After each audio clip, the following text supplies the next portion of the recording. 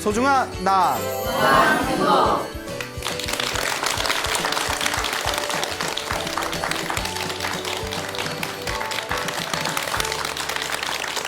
예, 만나서 반갑습니다. 예, 광호 스님이라고 합니다. 우리 어느 나이 어린 소녀가 또 소나무 애청자라고 편지를 보내왔어요. 그래서 여러분들께 요 엽서를 읽어드리도록 하겠습니다. 글씨가 앙증맞아요. 예, 그렇죠. 예. 광호 스님께 안녕하세요. 저는 초등학교 1학년인 강승아이에요.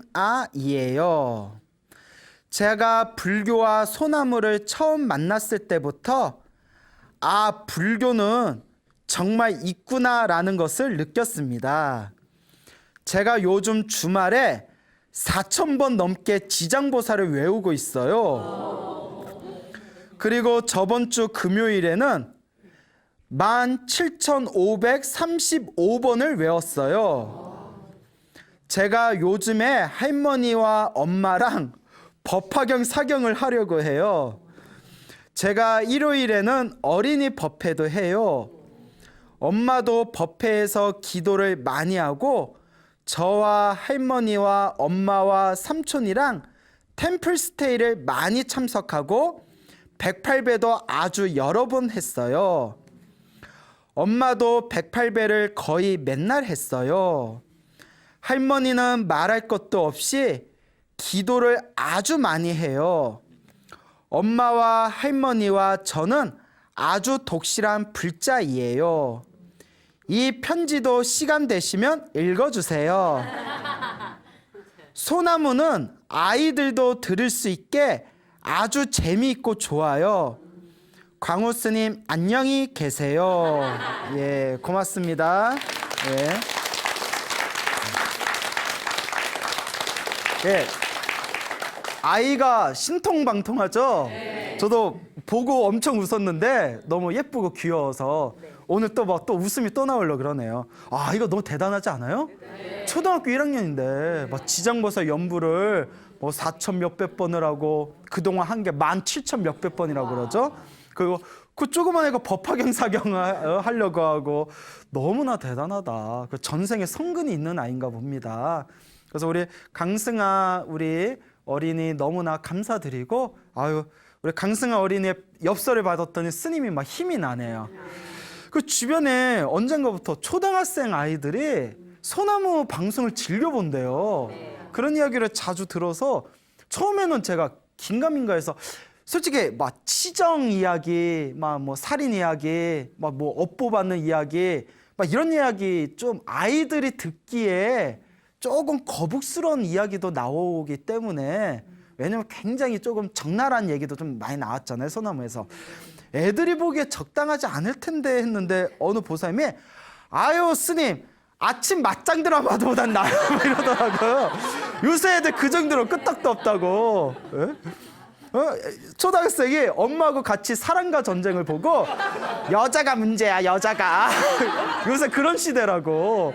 그래서 괜찮다고 하는데 예, 하여튼 아이들이 보고 있다니까 제가 조금 더 조심스럽게 신경을 써야 될 것 같아요.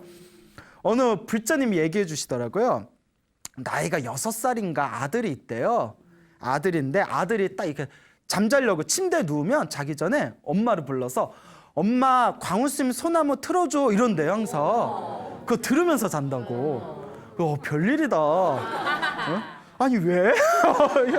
그래서 이제 여거나 우리 저기 지방에 계시고 또 전국에 계시는 우리 연세가 지긋하신 노보살님들도 즐겨 들으신다 하시고 또 이렇게 나이 어린 초등학생들도 즐겨 듣는다 하니까 또 굉장히 고마울 따름입니다. 자, 이와 같이 이 부처님의 가르침이라는 게 사실 어린이들도 이해하기가 쉽거든요. 결국 내가 지은 업은 내가 받는 거고 또 내가 이제 기도해서 그걸 풀어야 되는 거고 또 인과 업보가 분명하기 때문에 끊임없이 공덕과 선업을 지어야 되고 그래서 우리 불자분들께서도 불교를 너무 어렵게만 생각하지 마세요. 부처님의 가르침은 결국 실천이고 체험입니다. 부처님 가르침을 공부하면 나쁜 게 하나도 안 나와요. 오히려 더 윤리와 도덕적으로 더 엄격함을 내세우거든요. 살생하지 말라. 근데 살생하지 말라. 사람이 안 죽이죠. 근데 지나가는 벌레는 또 자기도 모르게 죽이게 되잖아요. 그 살생도 하지 말라. 그 도둑질하지 말라. 우리 웬만하면 도둑질 안 하죠. 예. 그리고 한국이 세계 각 범죄별 순위를 따져봤더니 세계에서 사기죄 1위래요. 사기 범죄 1위. 못 보셨어요? 예, 그 인터넷에서 크게 나왔는데 한국이 사기 범죄로 1위래요. 세계에서. 그러니까 이거 좋게 얘기하면 한국 사람이 머리가 좋대요. 똑똑하대요. 사기 잘 치는 거 보면. 예, 그래서 근데 이제 그런 것들이 이제 뭐 도둑질하지 사기친 게 결국 거짓말이고 도둑질이잖아요. 그다음에 이제 세 번째가 이제 거짓말하지 말라. 예, 그다음에 이제 네 번째가 그다음 이제 사음하지 말라. 삿대는 바람 피지 말라는 거죠. 그 뭐 우리 불자분들은 안 그러겠지만 뭐 우리 주변에 이렇게 좀 바람 피는 분들 많잖아요. 없구나. 이거 분위기 갑자기 어색해지네. 여러분 빼고 이렇게 드라마도 문제야. 불륜 조장하는 드라마도 있잖아요. 예, 그렇죠. 예. 그리고 또 제가 제일 싫어하는 속담 중에 하나가 속담이 아니라 이제 요 현대 속담이 현대 만들었지? 야, 골키퍼 했다고 공 못 넣냐? 그러면 안 되죠. 그렇잖아요. 예, 사람 관계는 골키퍼가 있으면 임자가 있으면 그거 건들면 안 돼요. 상도덕이 없어 사람들이 상도덕이. 예? 윤리도덕이 없어. 그 다음에 다섯 번째가 이거 많은 불자분들이 쉽게 못 지키는 거죠. 술 마시지 말라. 술을 포함해서 머리를 흐르게 하는 걸 멀리해라. 그래서 불자들이 사회생활하면서 술을 안 마실 수가 없으니까 그래 취하지 않을 정도로만 마셔라. 근데 사람이 먹다 보면 안 취하나? 그러니까 이제 불교 공부를 하면 나쁜 게 없습니다. 계율 잘 지키고 항상 기도하고 수행하고 사람들한테 널리 베풀고 복을 짓고 부처님의 가르침을 너무 어렵게 생각하지 마시고 차근차근 우리 주변의 사찰에 보면 이제 요새 시대가 좋아져서 지방에도 조금만 관심을 기울이면 지방에 불교 대학들 많거든요. 사찰에서 운영하는 불교 교양대학들도 있으니까 그런 데서도 좀 공부해 보시고 너무 불교 교양대학에 가기에는 거리가 먼다거나 혹은 시간이 너무 촉박하신 분들은 불교 TV 보면 훌륭하신 스님들 설법 많이 나오잖아요. 얼마든지 불교 공부하기 좋은 시대입니다. 여러분들 자꾸 부처님의 가르침을 가까이 하시길 바랍니다. 우리 그 불심이 깊고 지극하신 어느 불자님께서 연세가 이제 80이 넘으신 노 보살님께서 화계사 일부를 찾아오셔서 이렇게 편지를 주고 가셨어요. 이렇게 편지를 주고 가셨는데 편지의 내용이 당신이 불자로 살아오면서 그런 어떤 경험했던 얻게 되었던 그런 어떤 소중한 가피 이야기를 손수 이렇게 손으로 쓰셔가지고 저한테 그 편지를 주셨습니다. 그걸 보고 제가 너무 감동받았어요. 정말 이 부처님의 가피가 분명히 있고 또 이 불자님의 그 지극한 불심에 제가 감동을 받았는데 내용이 좀 길어가지고 제가 다 읽어드리기가 어려울 것 같아서 거기서 이제 제가 이야기를 좀 편집을 해가지고 여러분들한테 그 보살님의 뜨거운 불심이 담긴 그 이야기를 좀 전해드릴까 합니다. 보살님께서 원래는 그 부산이 고향이셨대요. 지금 이제 80이 좀 넘으셨는데 부산이 고향이셨는데 이분이 태어날 때부터 어떤 그 한을 품고 태어나셨어요. 왜 그런 거 하니? 어머니가 옛날에 좀 남존여비 사상이 있었잖아요. 그렇죠. 우리나라에 가장 좋지 못했던. 근데 우리나라만 그런 게 아니라 세계적으로 좀 여자가 세계사적으로 봐도 여자가 남자보다는 굉장히 좀 많이 하대를 당했지 않습니까? 그 어머니가 절에 다니면서 제발 아들 낳게 해주세요 하면서 무릎이 까지도록 절을 하셨대요. 아들 낳게 해달라고. 아들 낳게 해달라고 무릎이 까지도록 절을 누가 옆에서 이랬는데 아니죠? 제가 잘못 들은 거죠. 예, 예? 그래요? 자, 그 최 뭐 힙합 하세요?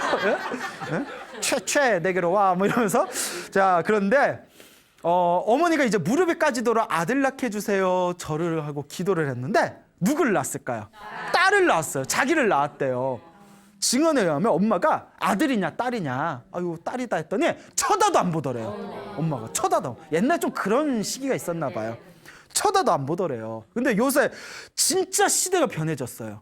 여러분, 그 100여 년 전에 주역 공부하던 사람들이 있어요. 주역 아시죠? 주역. 막 역, 예? 사서 뭐 오경 중에 유교의 주역이라고 있는데 또 점 보는 사람들이 많이 보잖아요. 주역 공부하던 사람들이 이미 100 몇십 년 전에, 100여 년 전에 무슨 얘기를 했냐면 천지가 개벽을 해서 하늘이 밑으로 오고 땅이 위로 올라가는 시대가 되는데 그 말이 무슨 말인 거 하니? 여자가 남자 위에 올라서는 시대가 된다라고 증언을 했대요. 그 내용 기록이 있어요.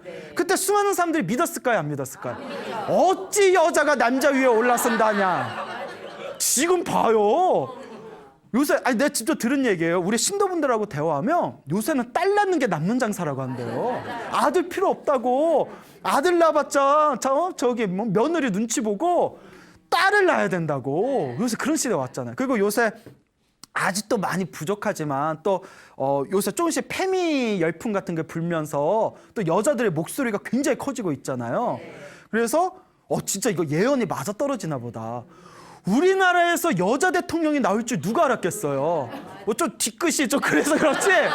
여하튼 여자 대통령이 나올 줄 누가 알았겠어요. 예, 그러니까 정말 이 묘한 시대다. 근데 그 시대 땐 그랬나 봐요. 80년 전이었잖아요. 80년 전에.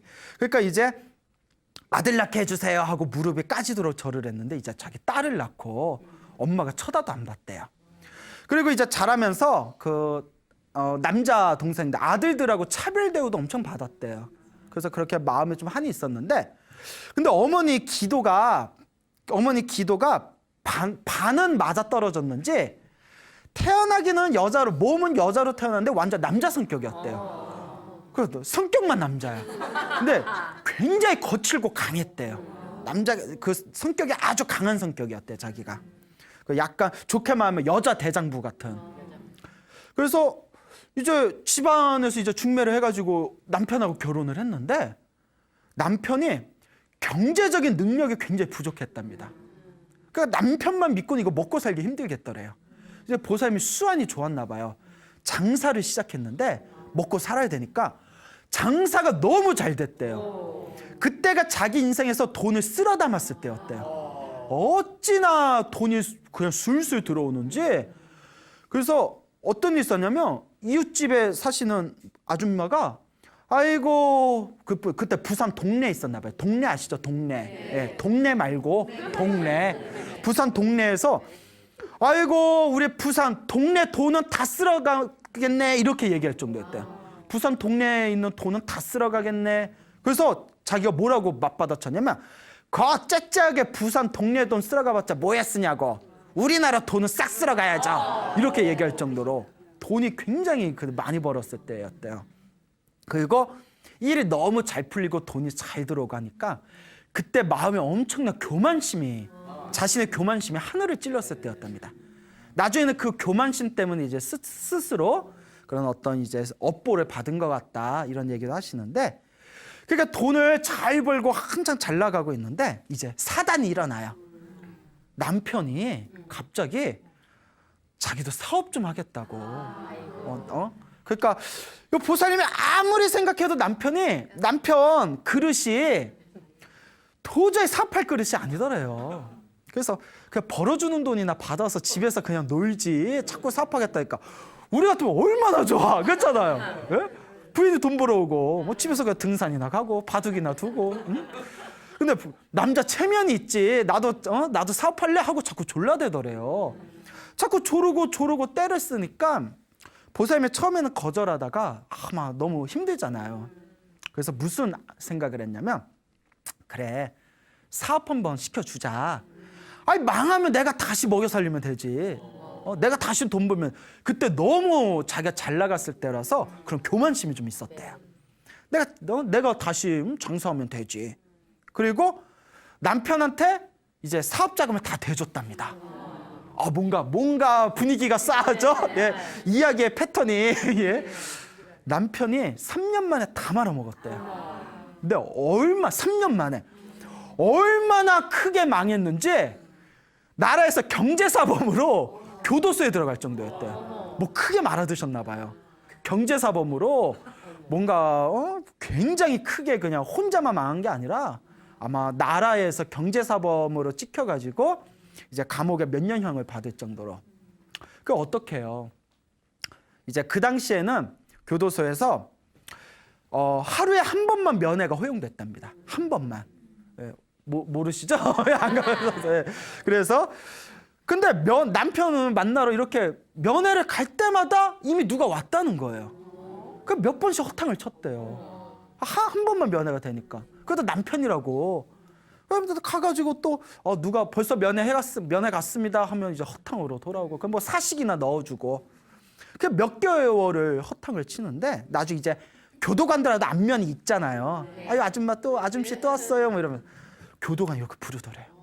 분위기가 뭔가 실은 젊은 여자가 항상 면회로 온다고. 아줌마 남편이 두 집 살림하는 것 같아. 둘째 마누라 있는 것 같소. 하고 다 이렇게 일러주더래요. 예. 그래서 청천벽력이죠. 막 하늘이 무너질 것 같은 생각이 들더래요. 이거 진짜 맞짱 드라마 같다. 그렇죠? 그래서 아닐 거야. 근데 우리 그런 얘기 있잖아요. 왜 불길한 예감은 항상 맞는지. 남편도 막 따졌더니 아이고 3년 전에 사업 시작할 때 이미 바람을 폈던 거고. 그러니까 더 황당한 게 바람 핀 여자가 아들 둘이 있는 또 여자야. 예. 또 그러니까 아들 둘이 있는 여자를 만나가지고 그래서 남편한테 난리나. 나는 그래서 정말 마음에서 일어나는 그 화딱지로는 당장 그냥 다 엎어버리고 싶지만 다 옛날 분들 그런 어떤 지고지순한 가정에 대한 헌신 이런 게 있잖아요. 네. 그때 아이를 셋을 낳았는데 이 자식 3명 아버지 없이 어떻게 키우냐. 그래서 자식 때문에 눈물을 흘리면서 남편한테 사정을 했대요. 하소연을 했대요. 다시 가정으로 돌아와라. 다 용서하겠다. 다 잊어버리겠다. 여러분들 그렇게 돼요, 안 돼요? 안 돼요? 안 될까요? 한 번 정도는 안 되는구나. 예. 그래서 남편이 그러면 시간을 다오. 예, 그럼 내가 정리할 테니까 시간을 다오라고 하면서 빨리 자기 여기서 꺼내달라고 막 사정사정을 하더랍니다. 그래서 사업이 그것도 다 그런 남자 만든 것도 전생의 업이죠. 사업이 망해서 없는 돈, 있는 돈, 없는 돈 다 모아가지고 큰 돈을 써서 보사님이 옛날에는 돈만 있으면 다 가능한 시대였대요. 지금도 막 변호사 비싼 변호사 사면 지금도 막 뉴스 같은데 뭐 정관예우 해가지고 뭐 판사 출신 변호사 써가지고 막 이런 막 흉흉한 얘기 언론에서 많이 나오잖아요. 지금도 그런데 옛날에 얼마나 더 심했겠어요. 큰 돈을 써서 남편을 드디어 교도소에서 빼왔답니다. 예, 그땐 그게 가능했대요. 돈만 있으면. 그리고 남편이 이제 집으로 돌아왔는데 이제 보살님이 다시 돈을 벌려고 다시 장사를 시작해도 옛날처럼 돈이 안 벌리더래요. 이미 한번 그렇게 무너지고 나니까 뭐든지 때가 있어. 그 유명한 얘기 있잖아. 야야 물 들어온 김에 노져라. 물 들어온 김에 노져라란 말이 있잖아요. 한번 그 밀물 썰물 싹 이제 다 빠져나가니까 이제 장사가 옛날같이 안 되고 또 어머님이 자기 그렇게 구박했던 친정 엄마가 아들들이 서로 키우기 싫다고 해서 또 자기가 모시고 있는 상황. 예. 그러니까 기도해서 그래도 딸은 잘 둔 것 같아요. 그래서 자기가 또 친정 엄마 모시고 살고 있고 애들 셋 있고 그리고 남편하고 매일 고성을 지면서 싸운다는 거예요. 정리를 안 해가지고 여자 정리를 안 해서. 예. 그러니까 남자가 양심이 있으면 그러면 안 돼, 그죠? 남자가 양심 있으면 그러면 안 됩니다. 옛날에 유명한 얘기가 있어요. 역대로 조강지쳐 버려서 잘된 남자 없다. 얘기 다 들어보셨죠? 예. 이거 방송 보고 찔리는 분들 계실까봐 괜히 내 미안하네. 유명한 얘기 있잖아요. 조강지쳐 버리고 잘된 남자 없다. 예, 그렇잖아요. 그래서 우리 보살님께서도 그렇게 남편의 마음을 되돌리려고 노력해도 그게 안 되니까 나중에는 그러면 아이 셋을 자기가 키우는 조건으로 깔끔하게 헤어졌대요. 예, 더 이상 안 되겠다. 그래서 이제 깔끔하게 헤어졌답니다. 그리고 그렇게 남편하고 헤어지고 장사도 안 되고 벌었던 돈도 다 나가버리고 먹고는 살아야 되겠는데 그러니까 가슴에 이렇게 화병을 좀 얻으셨대요. 가슴에 화병을 텁텁하게 화병을 얻었다가 그때 친분이 있는 지인이 절에 가자 해가지고 그때 처음 절에 갔대요. 절에 가서 큰 스님도 만나서 인사드리고 또 오는 길에 불교 용품점에 서점에 가가지고 불교 서점에 가서 주인 아줌마한테 서점 주인한테 내가 이제 절에 다닐 건데 절에 처음 다니는 사람이 볼 수 있는 좋은 책 좀 이렇게 좀 가려서 주세요 했더니 책을 이것저것 이렇게 챙겨서 주더래요. 그중에 팔상록이라는 책이 있었대요. 저도 옛날에 본 기억이 있는데 팔상록이라는 책이 부처님의 일대기, 부처님의 탄생과 부처님의 열반을 여덟 주제로 이렇게 나눈 것을 팔상록이라는 부처님 일대기 책이 있어요. 그러니까 일종의 부처님의 생애예요. 팔상록이라는 부처님의 생애를 보고 충격을 받았대요, 보살님이. 여태껏 부처님이 그냥 자기는 여태껏 부처님이 귀신들의 왕인 줄 알았대요. 귀신들의 왕이라서 그러니까 부처님한테 기도하면 귀신들이 이렇게 소원 들어주고 그런 존재인 줄 알았대요. 그러다가 부처님의 생애 그 팔상록을 딱 보고 나서 거기에 딱 부처님의 일대기를 보면서 아, 부처님은 지혜와 자비를 완벽하게 갖추신 위대한 성인이구나라는 걸 그때 자기가 깨달았대요. 그때 이후로 기도를 열심히 하셨답니다. 아주 기도를 열심히 하시고 또 뭐 화엄경 야창계도 하고 하여튼 기도를 여러 가지로 열심히 하셨는데 어느 날이었답니다. 어디 포교당에서 이렇게 지장 기도를 하고 있었대요. 하염없이 이제 천도제도 올리고 이렇게 지장 기도를 하고 있었는데 지장 기도를 할 때 보살님이 비몽사몽에 환상을 본 거예요. 지장 기도를 하고 있는데 누가 이렇게 자기 어깨를 툭툭 치더래요. 딱 쳐봤더니 아주 그냥 건강한 아주 금골이 탄탄한 건장한 남자가 자기를 딱 이렇게 보면서 웃으면서 인상 좋게 싹 웃으면서 보살님이 기도 열심히 해서 제가 잘 갑니다. 제가 떠납니다. 잘 갑니다 하면서 인사를 다 정중하게 하고 나가더래요. 그 나가는데 그 남자 뒤로 조폭같이 시커먼 정장을 입은 남자들을 줄지어서 법당 밖으로 나가더랍니다. 그 환상을 딱 본 거예요. 이게 뭐지? 하고 있는데 신기한 게 지장기도하다 그 환상을 보고 나서 자기 성격이 싹 변해버렸대요. 예전에는 성격이 엄청나게 거칠고 강한 성격이었는데 성격이 엄청나게 부드럽고 유순하게 변했대요. 그래서 어떤 일이 있었냐면 아들 시험 때문에 이제 합견역을 살려고 엿 먹잖아요. 합견역. 엿을 사려고 시장을 갔대요. 엿을 사려고 시장을 갔는데 이제 철썩 붙으라고. 근데 저기서 웬 아줌마가 뒤에다가 애를 업고서 이렇게 엿판을 깔아놓고 엿을 팔고 있더래요. 그러니까 가서 아줌마 찹쌀엿 있어요? 이랬대요. 왜냐면 찹싹하고 붙어야 되니까 찹싹. 그래서 찹쌀이나 찹싹이나 찹싹 붙어. 찹쌀엿 있어요? 했더니 찹쌀엿은 없고 수수엿은 있어요. 아유 수수엿은 못 먹겠네 안 되겠네 하고 이렇게 그냥 갔대요. 근데 뒤에서 그 여자가 등 뒤에서 소리가 별 미친년을 다 보겠네 이러면서 별 미친년을 다 보겠네. 장사하기 싫다는 거죠. 그 얘기를 듣는 순간 옛날에 자기 자신이었으면 옛날에 자기의 원래 모습이었으면 시장에 사람들이 보건 말건 그 자리에서 옆판 뒤집고 머리끄댕이를 잡고 싸웠을 거래요. 근데 순간 그 소리를 딱 듣는 순간 아유 찹쌀역이나 수수역이나 그냥 먹으면 되지. 아유 내가 잘못했네 이런 생각이 들더래요. 순간 자기가 놀래가지고 내가 성격이 이렇게 변했구나. 옛날에는 상상도 못하는 성격이었는데 내가 이렇게 성격이 변했구나. 그때 그런 어떤 마음의 큰 변화를 느꼈답니다. 그래서 이분이 이제 열심히 이제 그 절에 다니면서 절에 이제 의지하면서 기도를 열심히 하고 공덕도 많이 짓고 하는데 이제 어느 날이었대요. 무슨 장사인지 모르겠는데 편지에 무슨 장사했는지는 안 나와서 뭐 사업인가 장사인가를 하시는데 종업원 여러 명을 두고 하셨대요. 근데 열심히 하는데도 돈이 모이지를 않더래요. 현금이 없대요. 월급 종업원들 여러 명 월급 다 챙겨주고 뭐 생활비 쓰고 하면 떨어지는 현금이 없다는 거예요. 너무 힘들어서 아무리 애를 쓰고 장사를 해도 돈이 안 모이니까 법당에 가서 부처님 앞에서 막 울면서 기도를 했대요. 부처님, 내가 이렇게 기도도 열심히 하고 공양도 많이 올리는데 왜 안 도와주시냐고 막 울면서 기도를 하는데, 근데 이분이 전생에 뭐가 좀 닦은 게 있어서 그런가 또 이제 환청이 들린 거예요. 환청.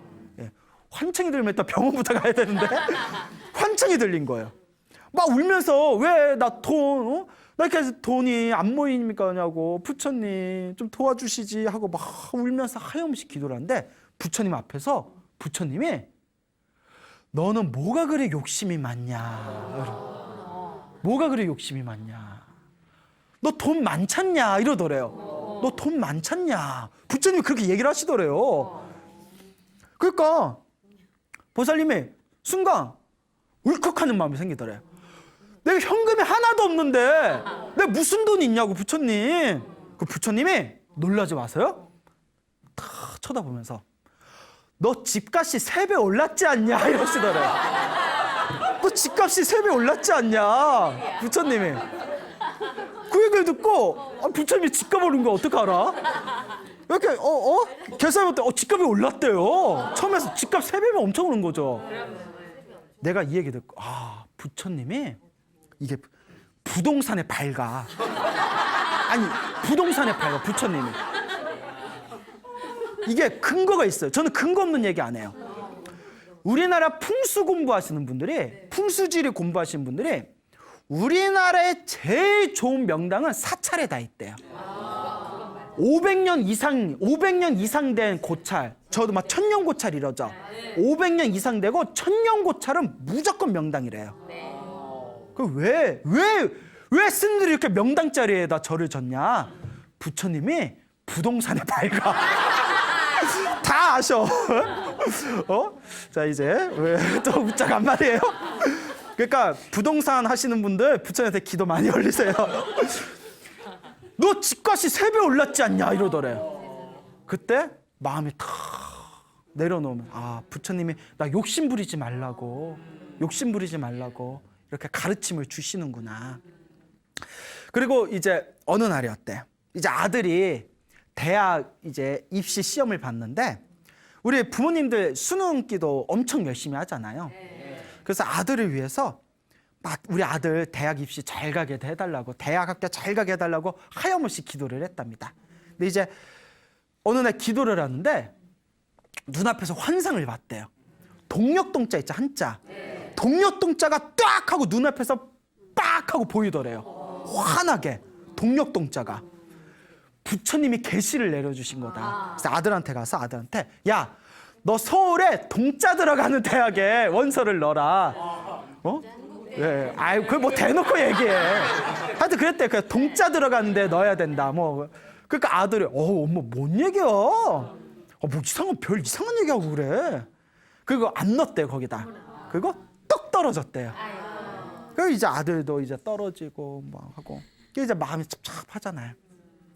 그리고 막 장사하는데 힘들고 일도 안 풀리고, 집값이야 3배 늘었지만 현금도 없고 너무 힘들고 우울한데, 어느 날 그 절에 다니신 보살님이 그 수행을 열심히 하는 스님들한테 대중공양을 올리면, 대중공양이 이제 스님들한테 공양 올린 걸 대중공양이라고 해요. 대중공양을 올리면 큰 복을 받는다고 하지 않냐. 그 저기 통도사에 그 수행하시는 스님들한테 대중공양 올리면 어떻겠냐. 그 통도사를 다니셨나 봐요. 그러니까 스님들 또 통도사 절이 크잖아요. 거기서 뭐 참선하시는 스님들도 막 몇십 명 되시고 하니까, 스님들 대중공양 올리려면 현금이 얼마 필요한가 봤더니 좀 이제 이 거액이 필요한 거예요. 그렇잖아요. 뭐 돈 몇만 원 갖고 안 되잖아요. 근데 그 돈이 어디 있어요? 그러니까 또 부처님 앞에서 또 울었대요. 우리 부처님은 속도 좋아. 그거 다 받아줘. 전국에서 울면서 기도하는 불자도 다 받아주잖아요. 부처님 앞에서 울면서 내가 스님들한테 대중공양 올리고 싶은데 현금은 하나도 없고 복 짓고 싶은데 하면서 막 우니까 또 환청이 들리더래. 뭐가 자꾸 들려? 부처님이 네가 잘할 수 있는 걸 올리면 되잖냐 이러더래. 네가 잘할 수 있는 걸 올리면 되잖냐. 그게 다 귀에 들리면서 순간 내가 잘할 수 있는 게 뭐지 하다가 마음에 딱 느껴지는 바가 있더래요. 그래서 시장에서 질 좋은 털뭉치를 사가지고 한 땀 한 땀 목도리를 짰대요. 목도리를 짰는데 한 땀 한 땀 목도리를 짤 때마다 참회진언을 외웠대요. 참회진언이라고 아시죠? 분위기 봐라. 이거 어떡하나. 천수경에 보면 참회진언이라고 나와요. 내 업장을 참회하는 진언. 그래서 옴살바 모짜모지 사다야 사바. 옴살바 모짜모지 사다야 사바.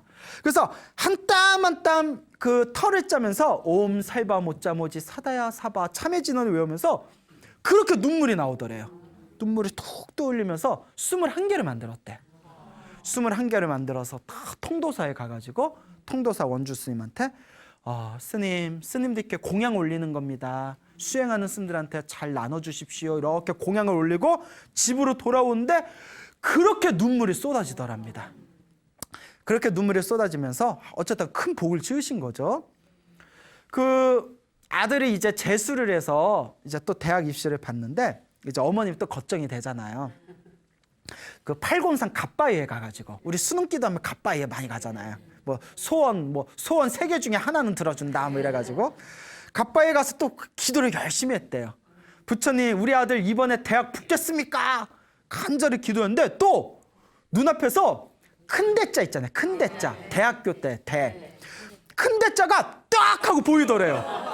뭐가 자꾸 들리고 보여. 큰 대자가 딱 하고 보이는 순간 아이고 이번에는 붙었다. 그 아들이 대학교에 이제 잘 들어가게 되었답니다.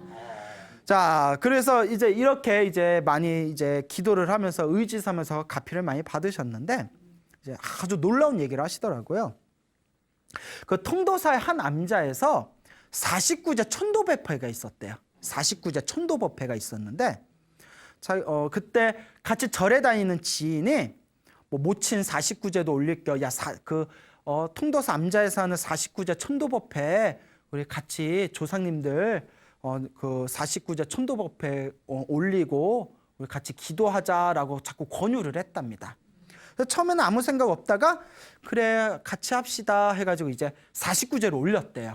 49제 천도법회를 올리고 49일 동안 기도를 열심히 하셨나 봐요. 49일 동안 아주 여법하게 기도 마치고 조상님들한테 다 천도법회 올리고 그리고 이제 49제가 다 끝난 뒤에 이제 차를 타고 집으로 오는 길이었대요. 집으로 오는데 그 부산에 사거리 있잖아요. 모 사거리에 횡단보도에서 차가 이렇게 멈췄대요. 횡단보도에 차가 이렇게 멈췄는데 순간 엄청 큰 소리로 환청이 들리더래요. 생생하게. 49제 잘 지냈다. 환청이. 근데 뒤에 더 반전이 있어요. 49제 잘 지냈구나라고 환청이 크게 들리더랍니다. 너무 소리가 커서 깜짝 놀라서 주변을 둘러봤대요. 뭐지? 누가 아무것도 없는 거예요. 이게 뭘까? 근데 사실 우리가 자꾸 이렇게 뭐가 들리면 일단 병원 가봐야 돼요, 진짜. 보살님, 자꾸 뭐가 들리면. 근데 이분은 이제 대단하신 거예요. 이게 뭐지? 하고 이렇게 집에 갔는데 여러분 놀라지 마세요. 그 환청을 듣고 3일이 지났을 때 그 환청이 들렸던 횡단보도에서 아들이 교통사고를 당했대요. 아들이 빵 거리면서 교통사고 그 자리에서 너무나 사고를 크게 당해가지고 뭐 머리가 부셔졌대나 봐요. 병원 3군데 갔는데 3군데서 다 수술 안 된다고 병원 3군데 돌고 돌아서 결국 수술을 받았답니다. 아주 위독한 상황에서 위험한 수술을 받았대요. 결과적으로는 수술이 잘 되고 지금 건강하대요. 보살님이 무릎을 딱 치면서 무슨 생각했냐면 아들이 그 횡단보도에서 죽을 운명이었는데 그 횡단보도에서 49제 잘 지냈구나. 내가 49일 동안 천도법회하고 기도를 열심히 한 공덕으로 아들이 그 횡단보도에서 죽었을 운명이었는데 수명이 늘었다는 거예요. 야, 내가 아픔. 정말 이 보살님 대단하시다. 정말 불심이 대단하시다. 내가 기도하다가 뭐 환상 보고 환청 보는 사람들 보면 내가 별로 안 좋아하거든요. 아니 자기 마음이 만든 착각일 수 있거든요. 이 보살님은 진국이다. 이 보살님 정말 오리지널이죠. 그래서 이 이야기를 보면서 너무 대단하다. 정말 대단하다. 한 시대에 척박했던 자신의 삶을 불심에 의지해서 스스로의 운명을 개척하신 분이 아닐까. 그래서 지금 80이 넘으셨잖아요. 얼굴도 건강해 보이세요. 자기 이제 남은 재산 자식들한테 다 나눠주고 좀 무소유의 마음으로 그냥 절에 다니면서 기도 열심히 하면서 그냥 부처님께 감사하는 마음으로 매일매일 살고 계시대요. 그래서 제가 너무나 대단하신 분이다 다시 한번 느끼게 되었습니다. 그래서 이렇게 너무나 소중한 이야기를 또 전해주신 우리 그 보살님께 너무나 또 감사드리는 바입니다. 여러분, 분명히 이 기도의 가피라는 거는 크게 받건 작게 받건 분명히 자신의 기도의 가피와 공덕은 있습니다. 제가 항상 귀에 딱지가 붙게 말하잖아요. 전생의 업보가 두꺼우면 효과를 느리게 볼 뿐이고 전생에 지어놓은 복이 많으면 효과를 빠르게 보는 거지, 반드시 효과가 빠르고 더디면 있을지언정 기도의 공덕과 가피는 분명히 역력하게 살아있다라고 누누이 말씀을 드립니다. 그러니까 여러분, 우리가 기도해야 돼요. 여러분, 힘들 때 기도하고, 괴로울 때 기도하고, 화병 있을 때 기도하고, 여자친구 없어도 기도하고, 남자친구 없어도 기도하고, 결혼하고 난 뒤에 알고 봤더니 배우자가 진상이었을 때 기도하고, 예, 오로지 기도예요. 기도하면서 내 마음을 녹이고 내 업이다 생각하면서 자꾸 닦아나가는 수밖에 없겠죠. 근데 불교에서 결국 내 앞에 펼쳐진 행복과 불행도 내가 지은 업보거든요. 좋은 일이 생긴 거는 내가 지은 복이에요. 나쁜 일이 생겼다면 내가 지은 업장입니다. 결국은 내가 풀어나가는 수밖에 없습니다. 아무리 듣기 좋은 이야기를 아무리 해줘도 귀로 듣는 거는 아무런 효험이 없어요. 그래서 저는 뭐 힐링 이런 거 별로 안 좋아해요. 힐링 막 이런 거 있잖아요. 귀로 들으면 끝이에요. 들을 때는 박수치고 웃지만 끝나고 나면 원래 상태인데. 그래서 저는 힐링이 중요한 게 아니다. 수행이 중요하다. 내 몸과 마음의 변화, 직접적인 체험과 이 수행의 맛이 진정으로 중요한 것이다라고 말씀드리고 싶습니다. 알겠죠? 네. 그래서 이렇게 우리 주변에 기도에서 가피받은 분들이 많다는 것을 꼭 기억해 두시기 바랍니다. 그래서 우리 그 재미난 얘기를 하나 더 드리자면 짧은 얘기인데, 우리 여기 불교TV BTN의 요 밑에 법당이 무상사잖아요. 요 무상사 신도분께서 집재해 주신 얘기예요. 81살 되신 노보살님이신데 요 무상사 신도분이신데 소나무를 너무 좋아하신대요. 이분이 30대인가 40대인가에 그 젊었을 적에 지방에 있는 사찰에 성지순례를 갔대요. 성지순례를 갔는데 이제 그 관광버스를 타고 성지순례 막 도로를 막 달리고 있는데 갑자기 배가 싸르르 하면서 배탈이 났대요. 그거 되게 곤혹스럽잖아요. 가려면 한참 멀었는데 막 터질 것 같더래요. 어머, 나 여기서 싸면 어떡해. 너무 무서워서 여기서 단주 있죠. 단주 이렇게 팔목에 다는 단주를 빼서 관세음보살. 자기 인생에 그렇게 간절하고 정성스럽게 관세음보살 부른 게 처음이었대요. 얼마나 급하겠어요. 막 터질러 가더래요. 여러분, 이거 터진 게 이거 그 평생 그게 창피해서 어떻게 살아. 다 큰 어른. 관세음보살. 하염없이 부르는데 갑자기 온몸에 땀이 푹 이렇게 흘러내리면서 배가 싹 가라앉더래요. 배가 멀쩡하게 가라앉더래요. 막 터지려고 하다가, 그리고 룰루랄라 절에 내려가지고 천천히 걸어서 그 변속관에서 시원하게 일을 봤대요. 자기는 이거 아무리 봐도 가피 같다고. 그러니까 여러분, 차 안에서 갑자기 배가 터질 때는 누구를 불러라? 관세음보살을 불러라. 자, 두 번째, 50대가 됐을 때 혈심증에 걸리셨대요. 혈심증에 걸리셨을 때 이분이 내 업이다 생각하고 조계사 있죠. 조계사에 가셔가지고 거기서 매일 108배를 하시고 능엄주를 읽으셨대요. 매일 108배를 하고 능엄주를 읽다가 어느 날 이렇게 시간이 흘러서 매일매일 정성스럽게 기도했대요. 시간이 흘러서 딱 봤는데 혈심증이 저절로 나아버렸대요. 당신이 이 두 가지 가피는 자신 있게 얘기한다고. 그러면서 웃으면서 하시는 얘기가, 스님, 기도 열심히 해야 된다는 거 머리로 알겠고 소나무 들으면서 기도 열심히 해야지 드는 그런 생각 드는데 그때 배가 터지기 직전에 관세음보살 불렀을 때처럼 간절함이 안 생긴다고 막 웃으시더라고요. 그래서 보살님 그냥 꾸준히 하시면 됩니다. 그러니까 여러분들도 간절한 마음을 갖고 매일매일 조금이라도 기도하시길 바랍니다. 알겠죠? 네. 여러분 행복해지고 싶습니까? 네. 행복한 삶을 창조하고 싶습니까? 네. 복을 지으십시오. 선업을 지으십시오. 공덕을 쌓으십시오. 복과 선업과 공덕의 힘이 여러분들을 진정한 행복의 길로 이끌어 줄 것입니다. 오늘 여기서 마치겠습니다. 소중한 나 무한유어